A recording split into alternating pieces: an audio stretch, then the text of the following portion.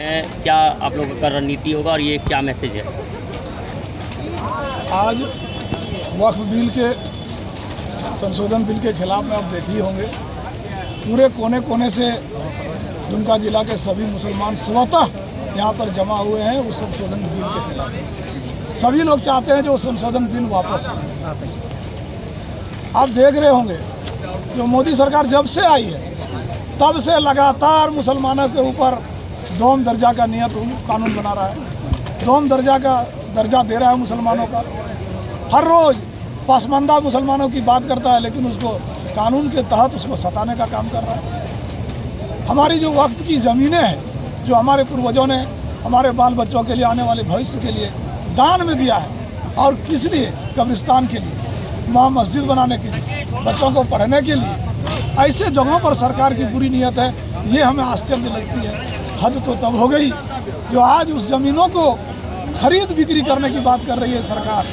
अमित शाह जैसे गृह मंत्री लोकसभा में स्टेटमेंट देते हैं, जो मुसलमानों का ज़मीन, उसका जो अधिकार है ठीक ढंग से नहीं मिल रहा है, और उनके अडानी अंबानी जैसे लोगों को सहायता करने की, उन ज़मीनों को देने की बात हो रही है। इसीलिए हम इसका विरोध निश्चित रूप से कर रहे हैं। जो हमारा कब्रिस्तान, हमारा मस्जिद, हमारा ईदगाह, हमारा करबला, हमारा मदरसा अगर छीन जाएगा तो मुसलमानों का क्या रहेगा? वो चीज़ें सारी धर्म से जुड़ी हुई है, और धर्म के चीज़ों पर सरकार को कानून बनाने का कोई तरह का अधिकार नहीं है।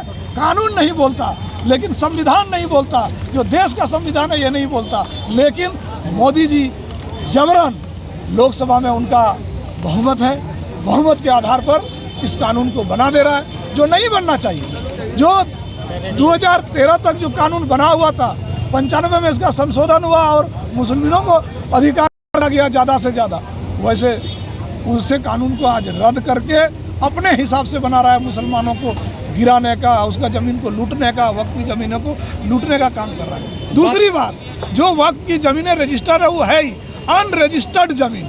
हर गांव में हमारे लोगों ने मस्जिद बनाने के लिए, मदरसा बनाने के लिए जगह दी है। उन ज़मीनों को क्या होगा?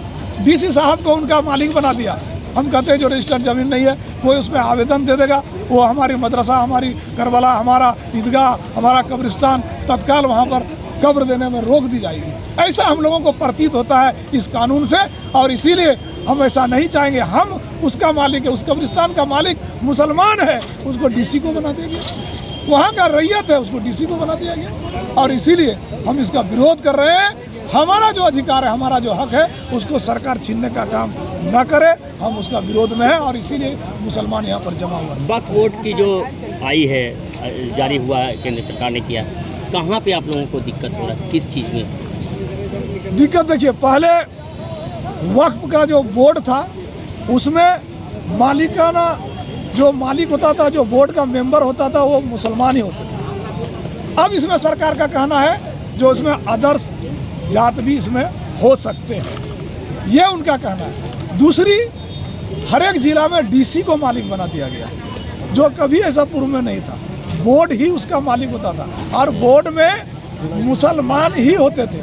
आज अब 22 सदस्य का अगर बोर्ड है, उसमें अगर 12 सदस्य गैर मुस्लिम हो जाएगा तो वो बोर्ड का मालिक मुसलमान नहीं रहेगा, गैर मुस्लिम हो जाएंगे। और गैर मुस्लिम मदरसा, मकतब, कुरान, इस सब के बारे में क्या जानेगा? कब्रिस्तान, उसके बारे में क्या फैसला करेगा? तो इससे हमको लगता है जो हमारी जो कौम की ज़मीन है, मुस्लिम की जो ज़मीनें हैं, आने वाले दिनों में छीन लिया जाएगा, उसका अधिकार छीन लिया जाएगा, और इसीलिए इस चीज़ का हम विरोध कर रहे हैं। वक्त जैसा था, पहले का बोर्ड जैसा था, जो नियम था, जो बना हुआ था यूपीए सरकार में, वैसे